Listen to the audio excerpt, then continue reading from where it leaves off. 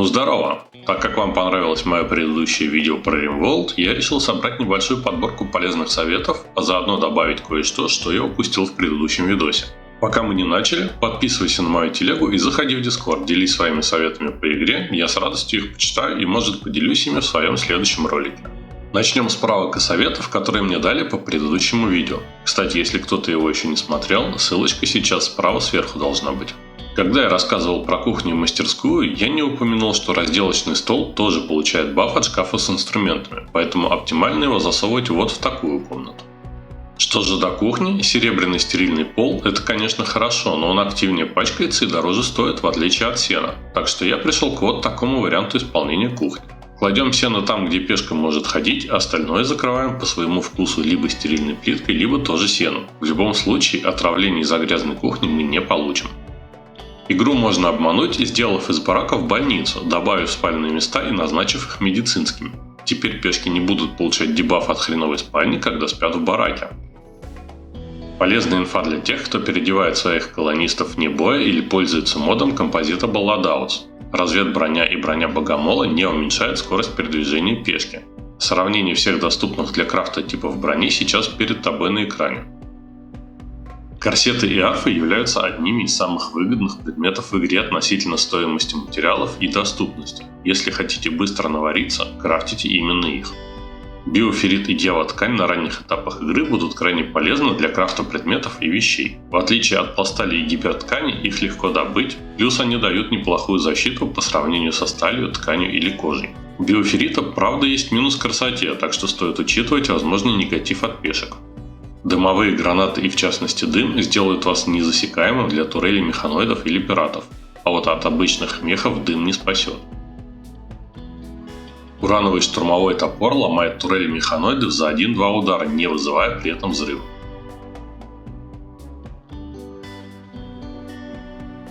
Автоматический пистолет – отличное оружие на старте игры. Он имеет 100% точность на близкой дистанции, а благодаря небольшому урону шанс того, что вы не убьете противника, а положите в крит, сильно увеличивается.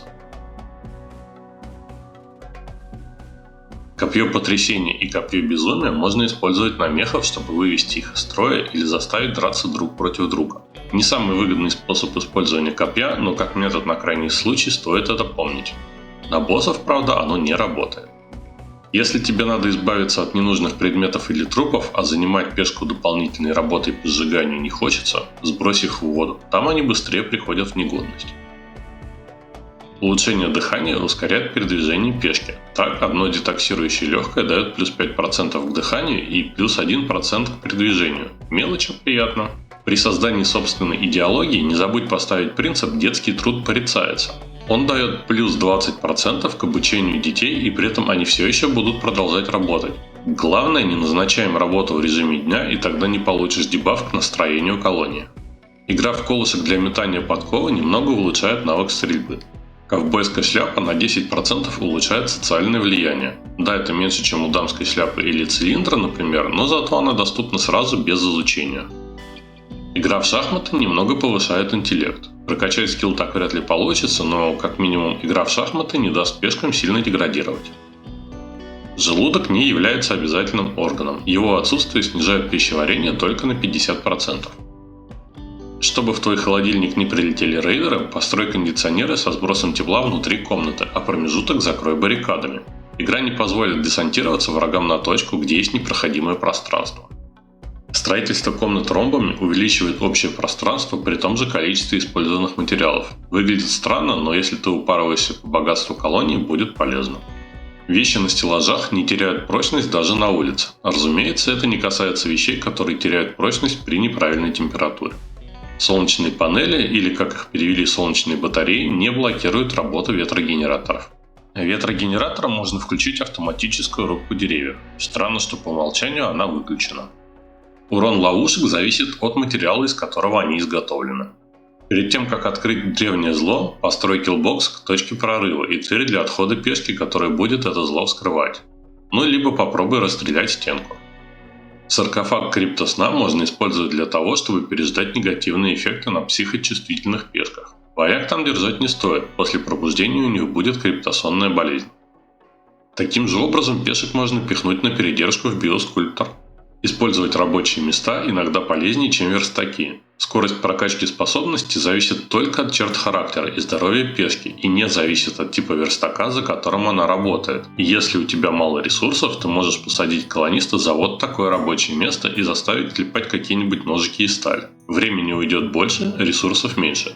С другой стороны, если ресурсы и место позволяют, крафти за верстаком, потом продашь залетному торговцу.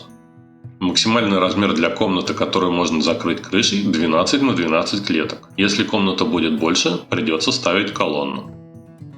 На шанс отравления влияет и частота кухни, и уровень навыка повара. Причем игра по отдельности проверяет оба параметра. Даже если у тебя повар с максимальной прокачкой, пешки все еще могут отравиться из-за грязной кухни. Здесь же стоит сразу заметить, что важна только чистота места, где еда была приготовлена, а не где ее едят. Чистота помещения должна быть ниже -2, чтобы отравление прокнуло. Нутрипаста не вызывает пищевых отравлений. Вообще. Совсем. Никогда. В холодильнике можно хранить неразделанные туши для экономии места. Дело в том, что какой-нибудь разделанный ленивец или слон – это 3-4 стака мяса, а значит 3 клетки склада, а туша занимает всего 1 клетку. Переносишь тушу, запрещаешь пешкам ее трогать до тех пор, пока не освободятся полки для мяса. Стоит держать минимум 1 кухонную плиту не электрической на случай солнечной вспышки. Плюс она не потребляет топливо, если на ней не готовят. Гидропонные лотки можно использовать вне помещений и без солнечной лампы. Я видел интересные варианты огораживания проходов на закрытых базах, но не буду ограничивать твою фантазию. Солнечные лампы можно использовать и без гидропонных лотков, выращивая кукурузу и деволитник в закрытых помещениях круглый год. Я часто встречал мнение, что косяк домолиста может убить пешку, если у нее уже было около нулевое значение сознания, хотя во время моих тестов добить пешку домолистом так и не получилось. Амброзию можно закрыть в помещении и поставить там зону посадки. Главное не забыть запретить пешкам срезать уже растущие растения. На время кислотного дождя или зимы ее можно будет закрыть крышей, чтобы посадки не убило. Рядом можно посадить какую-нибудь картошку, чтобы место не простаивало.